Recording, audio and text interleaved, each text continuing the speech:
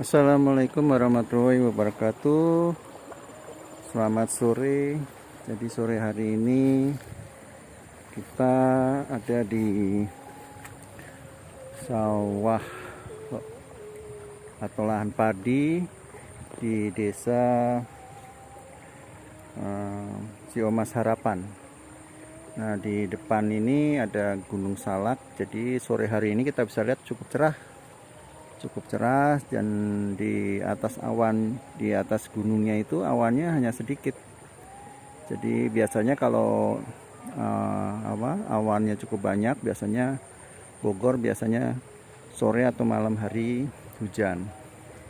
Nah, saya menyampaikan terima kasih tentunya atas dukungannya selama ini, sehingga konten kami terus berkembang, tumbuh, sehingga sekarang ini menjadi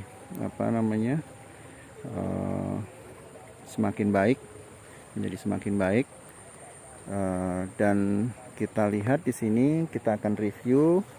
Ini kurang lebih 2 minggu yang lalu kita kita review, dan inilah hasil tanaman hari ini, sore hari ini, dimana tanaman padi kita bisa lihat tumbuh secara bagus, subur. Ini menunjukkan bahwa tanaman padi ini dipupuk dengan baik, sehingga tanaman padi ini bisa tumbuh seperti ini. Nah, ini kita bisa lihat, jadi anakannya cukup banyak, dan di bawah itu kita bisa lihat nih, ada juga kita jumpai keong mas tuh melekat, menempel di batang padinya. Oke, seperti itu. Nah, oke, kita review ke sana, Ucung.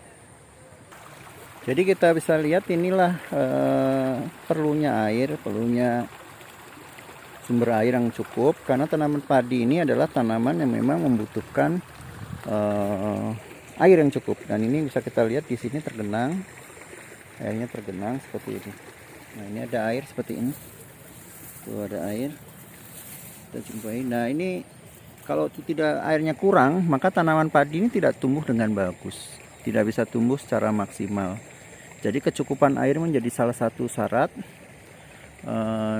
di mana tanaman padi ini bisa tumbuh maksimal. Seperti itu. Di samping juga dia membutuhkan pupuk, membutuhkan unsur hara yang cukup tentunya. Ya, ini kita bisa lihat ini, jadi tanaman padi ini dalam hamparan ini adalah seumur. Jadi tanaman padinya seumur, dan kita bisa lihat tanaman padi ini cukup bagus, hijau. Nah, di tengah-tengah itu ditanami pohon tanaman hias yang warnanya merah, itu daunnya merah. Itu adalah tanaman hias sebenarnya. Untuk apa? Memperindah. Di samping itu juga untuk menjaga biodiversitas, keragaman. Oke, kemudian kita lanjut nih di bawah. Kita lanjut. Nah, ini yang ada yang hitam tuh. Nah, itu bergerak, itu ada keong mas itu. Nah, ini tanaman padi ini sumur, dan kita bisa lihat hijau, daunnya juga tidak ada lubang. Ini menunjukkan bahwa pengendalian hamanya juga cukup bagus. Baik. Jadi dengan kita bisa lihat daun-daunnya tidak banyak yang lubang atau bolong. Kita bisa lihat ini seperti ini. Dan ini satu umur ya, waktu kita datang ke sini tanaman padinya masih tidak rapat seperti ini, karena sudah sekarang ini tiap ini juga kita jumpai ini anakan yang cukup banyak. Satu rumpun padi ini banyak nih. Nah, itu kita jumpai nih kumbang. Nah, ini salah satu juga hama nih, kumbang warnanya ada merah, nah, ini terbang. Ini kumbang juga nih. Nah, ini salah satu jenis hama. Oke, kita review yang lain.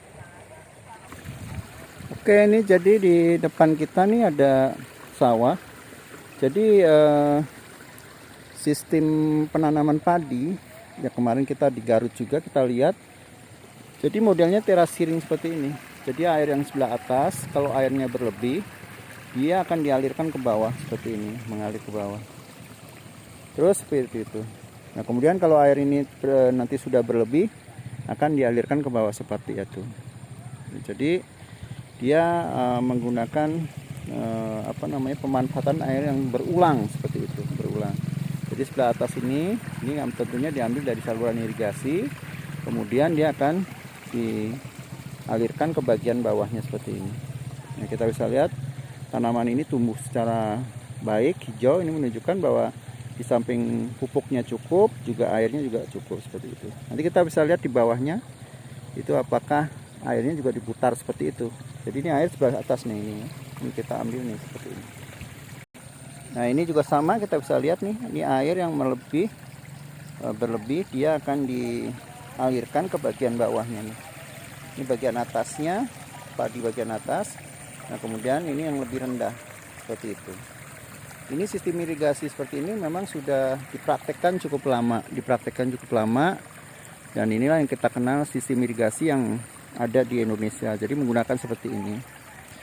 Jadi pertanian kita memang sudah dikembangkan cukup lama, dari udah ribuan tahun, bahkan ada yang mengatakan ada sekitar 20.000 tahun yang lalu sudah berkembang seperti ini tanaman itu. Hanya pupuknya waktu itu 20.000 tahun yang lalu pupuk kita menggunakan pupuk organik. Kalau sekarang kan banyak pupuk pabrik ya, dengan dosis yang sedikit tetapi terkandung nutrisi yang banyak seperti urea seperti itu. Nah ini gambaran nih, jadi ini sebelah atasnya tadi, ini air mengalir ke bagian bawahnya. Ini tanaman padi yang bagian bawah, ini air yang sebagian atas dialirkan seperti ini. Nah, seperti itu. Jadi pemanfaatan air yang berulang melalui tingkatan teras yang ada seperti itu. Nah, ini. Ya ini sama juga nih, ini yang bunyi air gemericik ini adalah air yang mengalir ke lahan sawah di bagian bawahnya seperti itu. Jadi ini terus, sehingga apabila ada pemupukan yang berlebih di sebelah atasnya, dia akan turun ke bagian bawahnya, diserap oleh tanaman padi di bagian bawahnya. Jadi kalau pupuk ini berlebih di atas, dia akan mengalir ke bagian bawahnya. Ini saya pikir pemanfaatan air, pengaturan air yang baik,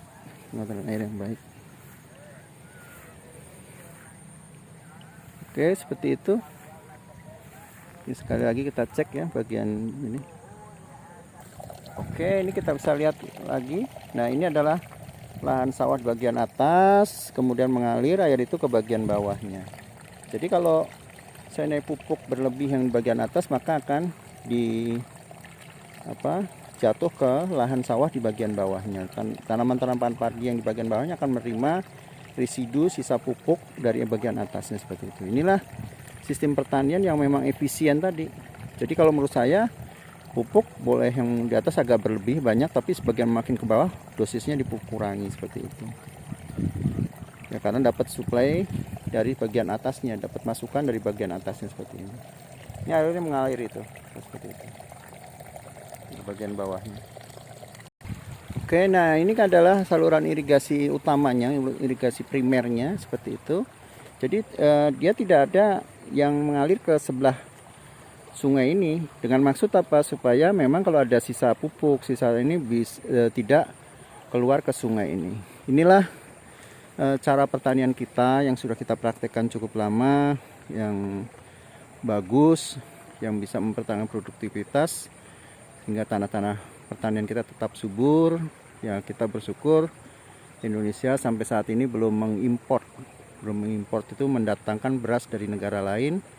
Ya karena memang lahan pertanian kita sudah makin bertambah luas dengan adanya bendungan-bendungan, kemudian sistem irigasi, intensifikasi yang kita lakukan, maka kita sekarang menjadi salah satu pengekspor beras yang cukup banyak.